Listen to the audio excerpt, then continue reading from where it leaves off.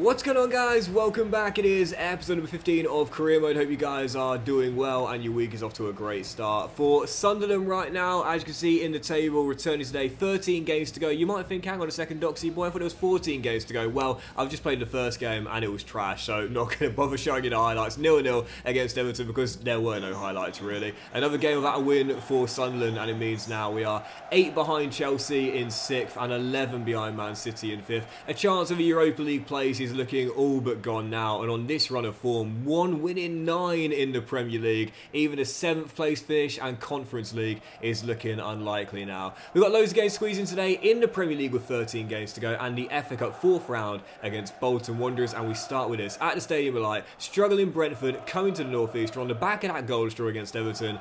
I need some goals and I need a Premier League win after what has been a really poor run. Come on, the Black Cats. I think from now what I might do is, if I have a goalless draw, just kind of skip past it. Like I'll show you the full-time score and stuff, but I'm not going to show you any kind of like half chances if that's all there were, and that is all there were. There was like one maybe half chance we had in the first half. That was it.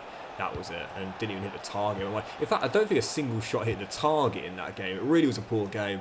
And what made it so tough was that everything I tried did not work. Counter-attacking, wing play, heavy possession, crossing, like everything I tried did not work in that one. And 26 minutes in, nothing working here so far. Still tied at 0-0. We can't afford another goalless draw, man. Robbie's onside. Yes! Come on! And Arskin you shall receive. I needed a goal, I've got a goal. It is 9th of the year, Sunderland in front, lovely passing move, better finish. If we are going to qualify for Europe with these final 12.5 games now, I think we need to win 7. And that is a really, really, really difficult ask for this Sunderland team that have been very inconsistent this year. It's doable, but it's going to be very difficult indeed. Very difficult.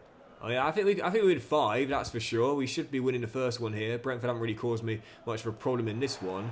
But 7?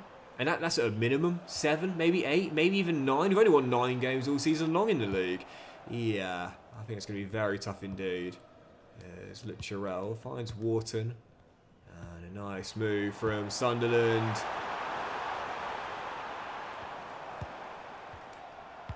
Oh, brilliant, excellent, what a fantastic goal, but it's chalked off for offside. Once again, the boys playing great football, but offside flag raised. Well, once again, not the best of games, to say the very least, but I will take it. Brian Brobby's goal in the first half separates the sides. Back-to-back clean sheets and a big return to winning ways there in the North East as we keep our European dreams alive. Right, following game, we'll jump straight into it. Bolton Wanderers, EFL Cup, and trying here to make the last 16 for the second year in a row. I said after last season's final place, I want to get back there once again, so let's make sure we avoid the cup set here and make the 5th round. Following game, Bolton in the cup. Yeah, come on, simple routes to it. Oh, Talby. Oh, Talby. Oh, Talby. Oh, Talby had an incredible goal. Tried to chip the keeper. I thought he was going to come out a little earlier than he did, but it's alright, it's okay. You can try those sort of things in these games, because you know you're going to get a lot of chances.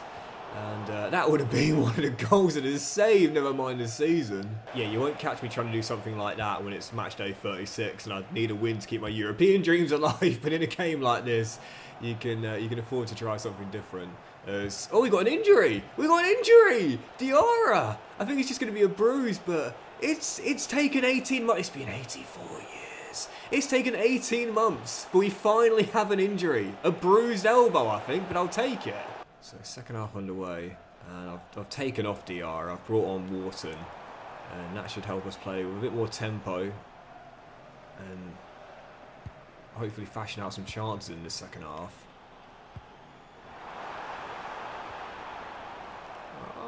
I'm not worried.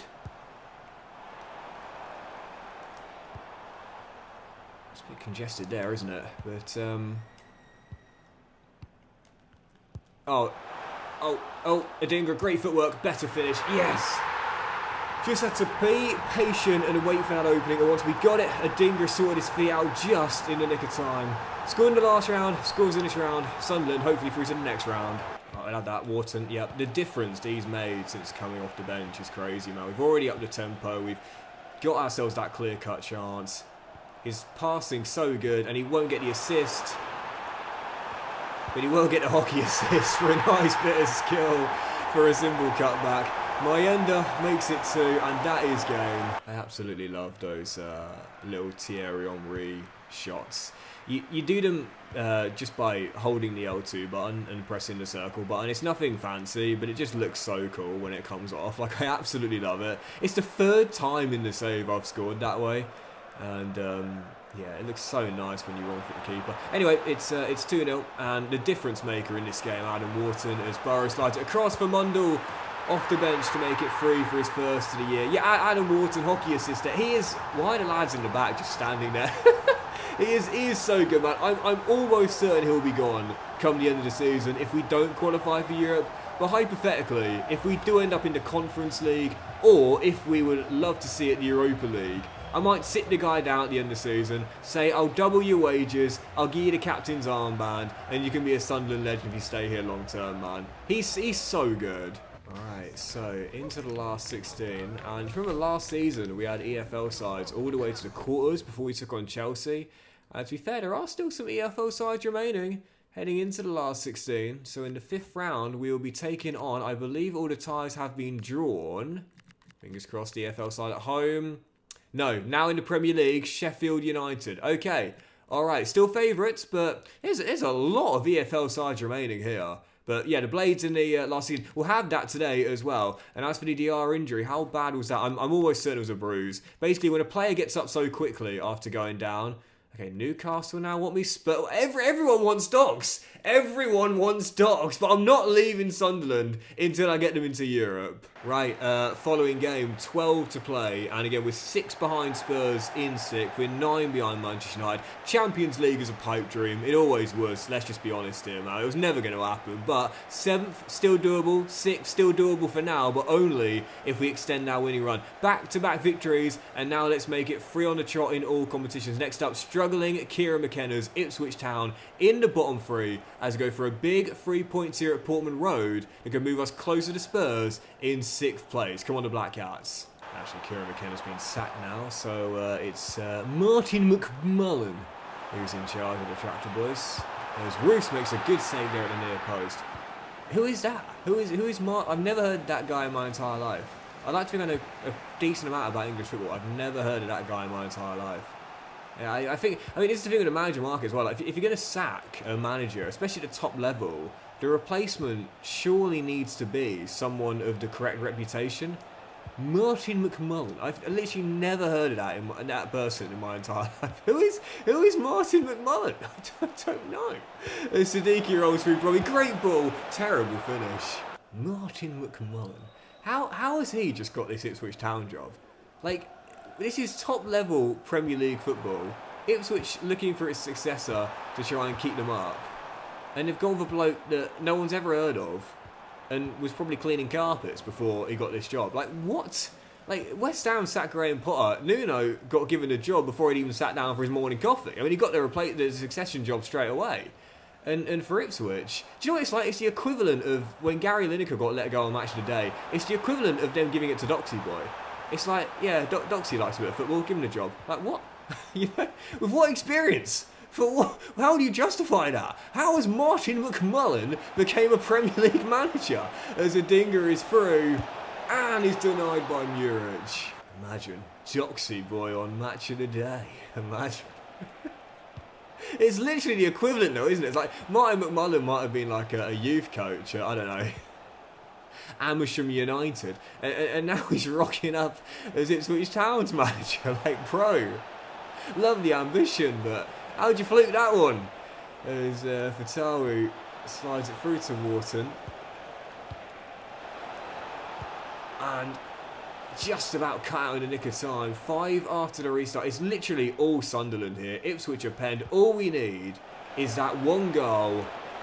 And there it is. It was coming. And we said this in the last episode. When you're doing all the right things, just haven't had the rub of the green. Just keep on going. Eventually, you'll get what you deserve. Adingra puts Ipswich to sleep and Sunderland in front. Well, once again, not ashamed to admit it, weren't our best in this game. It is a win for the Black Cats as we get back-to-back victories in the Premier League for the first time in months. 3 straight wins in all competitions and 4 straight clean sheets in a row. Sunderland not at their best, but getting the results, and that's what we need to do if we are to keep our European dreams alive. Right, following game, back to the northeast of England, Fulham at the Stadium of Light, heading into this one, and on this nice mini run as well. Big 3 points here, and we could definitely move back into the top 7 and have destiny in our own hands with 10 games to go. Marco Silva's side next up. Iwobi to Rodriguez, dinks it out wide. Harry Wilson controls on the chest, nods it through. Lukic gives it him back.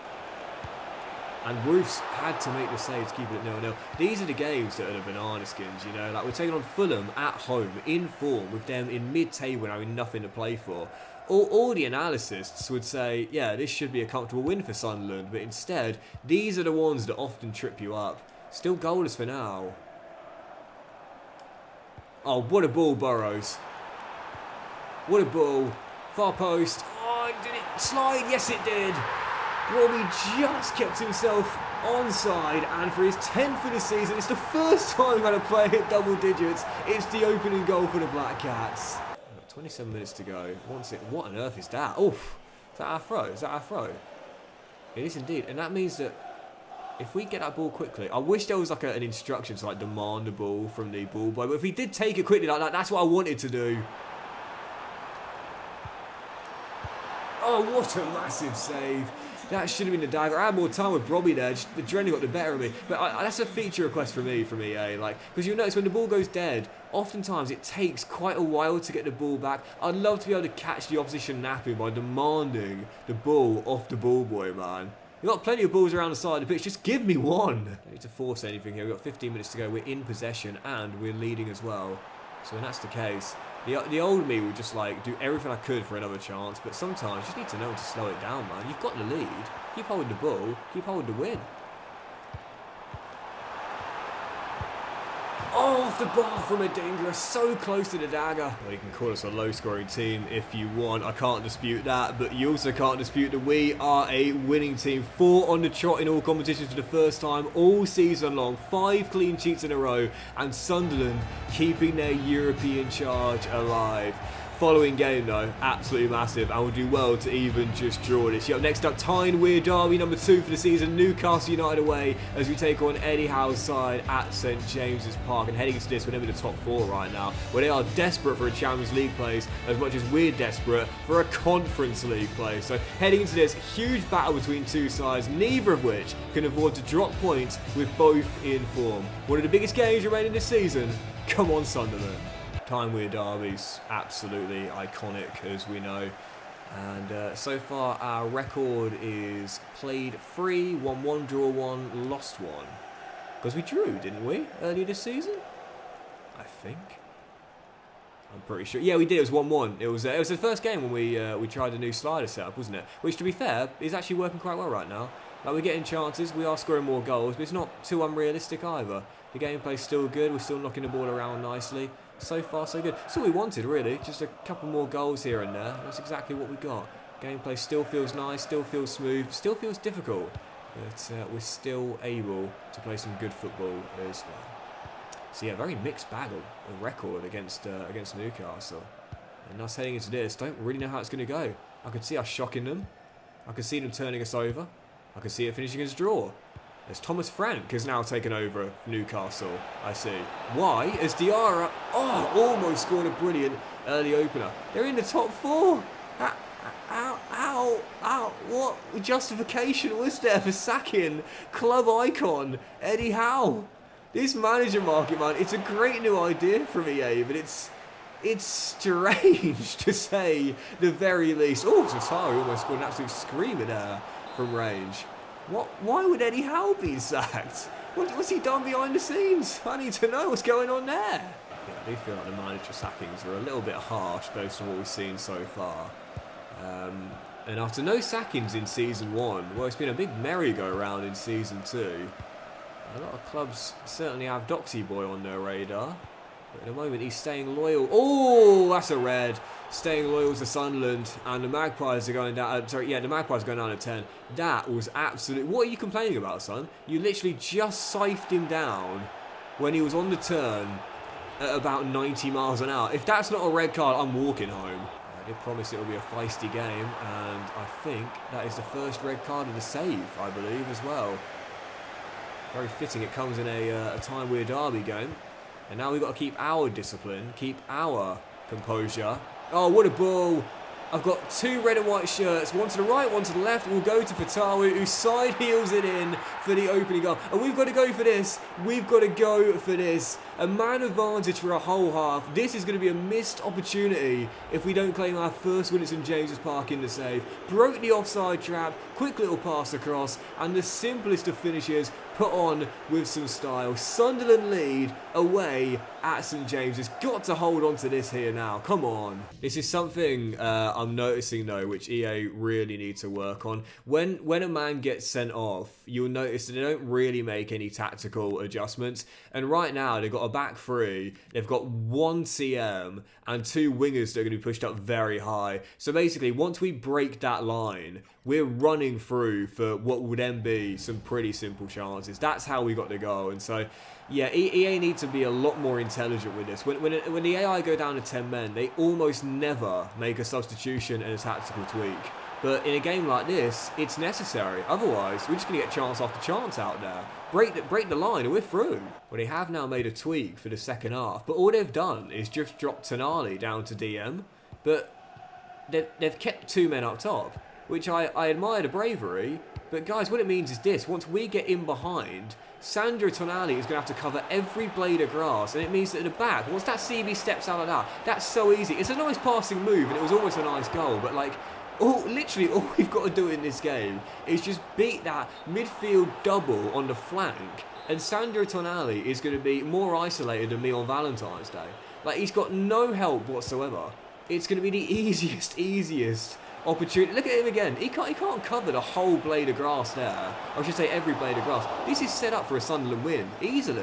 Yeah, look at the way that Newcastle. Look at Sandro Tonali there. He's literally the only player that can stop us if we break through that what's now short-handed midfield. And so once we do, when the CB step out like Malik and Cher do, look how easy that is there. That is so easy. It's how we got the first goal, and it's how we'll get the second goal, and it's how we'll get the win. Once Newcastle went down to 10, I said we've got to go for this. We have, and we've got it.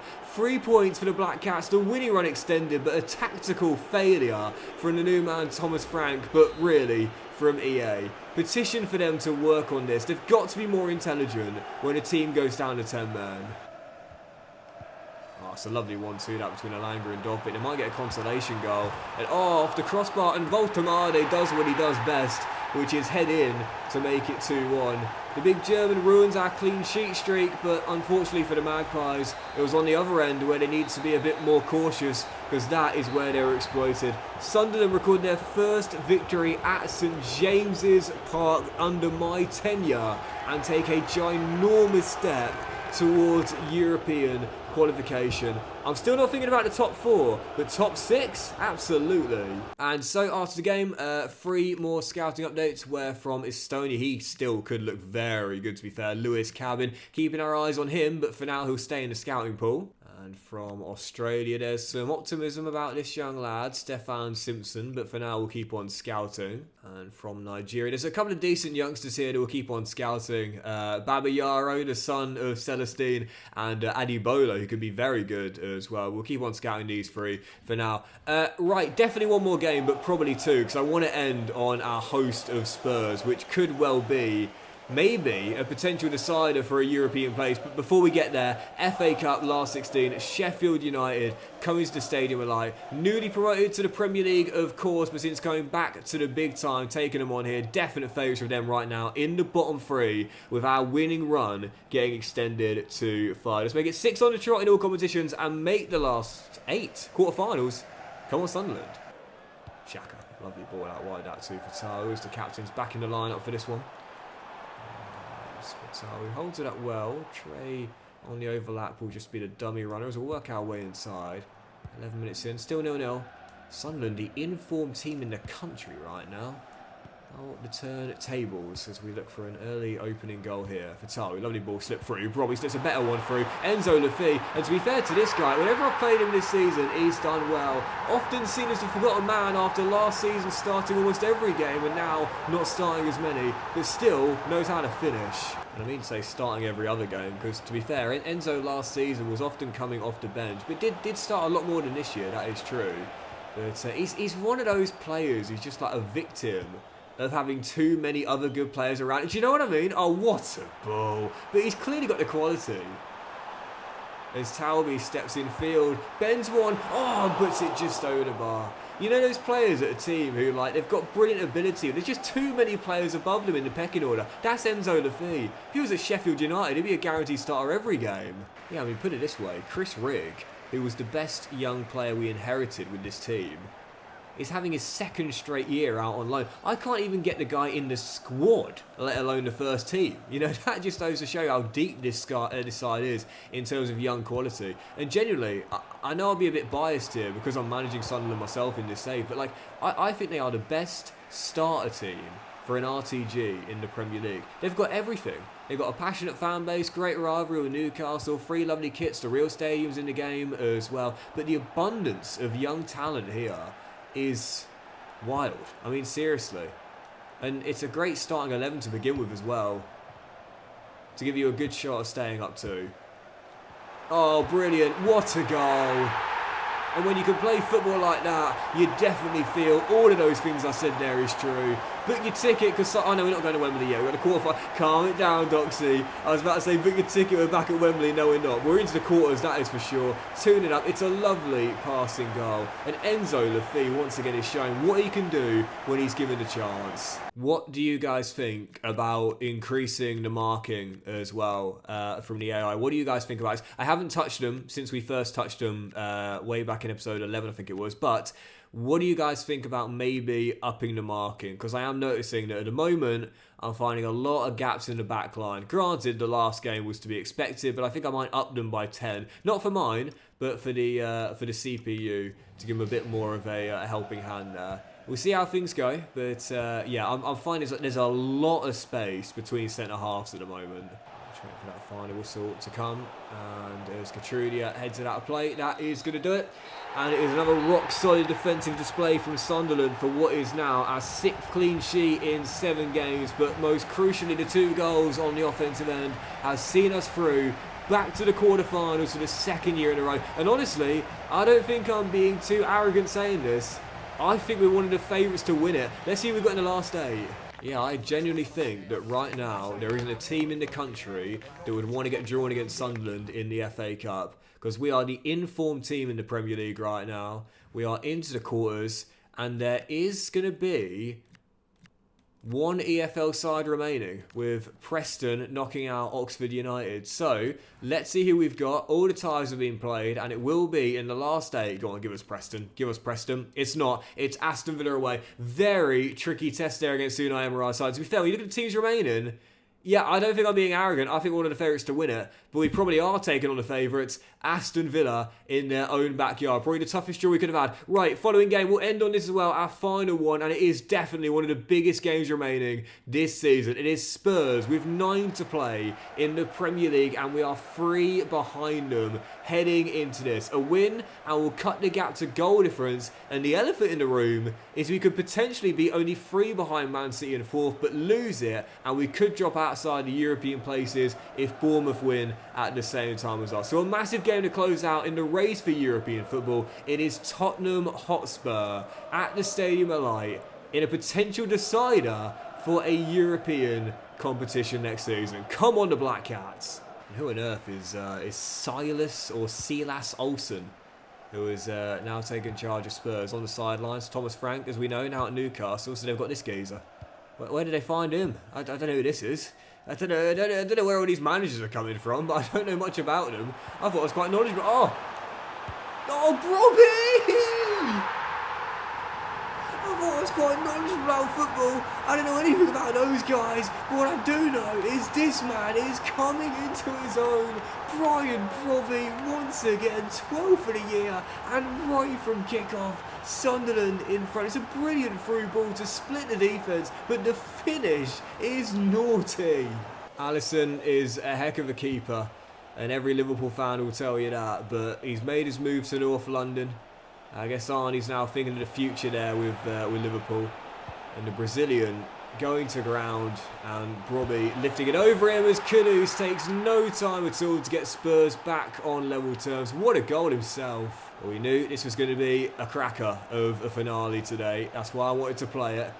And I knew there was going to be a couple of goals. I didn't think there'd be 2 in the first 8 minutes. And finally as well, I'm really liking now that we're getting more goals. You know, not to the point where every game's finishing 5-4, but not to the point where now every game is either 1-0 or 0-0. Better. And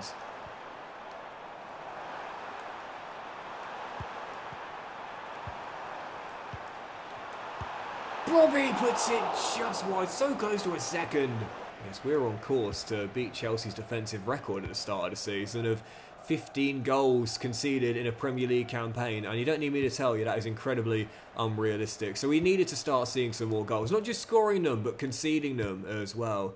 And it's no clean sheets in our last 2 in the Premier League now, but hopefully our unbeaten run getting extended here, if not our winning streak.